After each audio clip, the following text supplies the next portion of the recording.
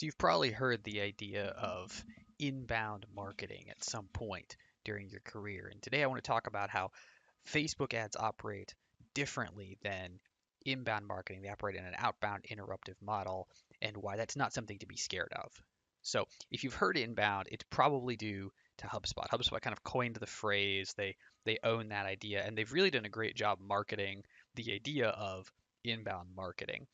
In fact, if you do any searches for inbound versus outbound, 90% of what you're going to find are blog posts from HubSpot or HubSpot partners touting the party line, ranging from kind of lightweight, hey, this is the old way of doing things versus the new way of doing things, all the way to very aggressive, adversarial type of language, calling out outbound marketing as being a real problem and something to be avoided at all costs. But the truth is that solid marketers know that inbound and outbound both have a place in marketing because marketing is a process.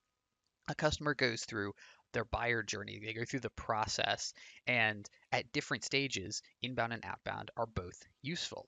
In fact, really, inbound is fantastic for those people who are doing searches and trying to find solutions. So they're looking for information, they're trying to do evaluation, they're trying to determine what the best option is for them. But outbound has a place too, and outbound's place is really further up the funnel where people aren't even aware that there's something for them, or they're passively aware that there might be something, but they don't know really what to look for, or it's not a high priority to go seeking this out. So, to put a finer point on this, Facebook operates differently from an ad model than something like Google or Amazon. In Google or Amazon, you've got high intent people who are focused on achieving something. They're looking for a service, they're looking for a solution, they're looking for a specific piece of information, they're looking for a product.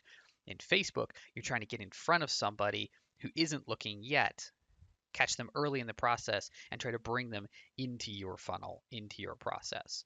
Or to put a finer point on it, if you try to operate these ads in the same way, you're not going to be happy with the results. So with Facebook, you have to think more about who you're showing your ads to rather than what they are doing. It's not about what query they typed in to the Amazon search bar or to Google.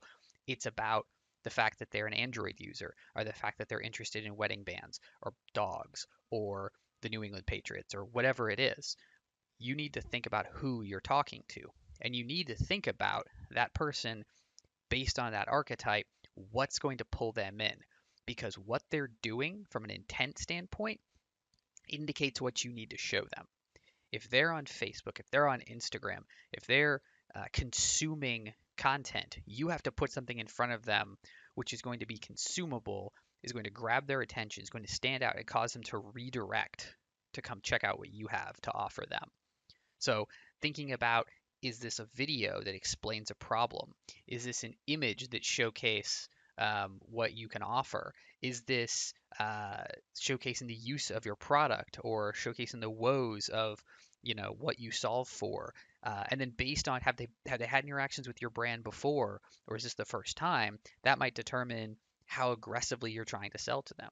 So the point is, when you're running your Facebook ads, you have to think about them differently than if you're running AdWords or Amazon ads. You have to think about them based on who you're going after rather than what they are doing.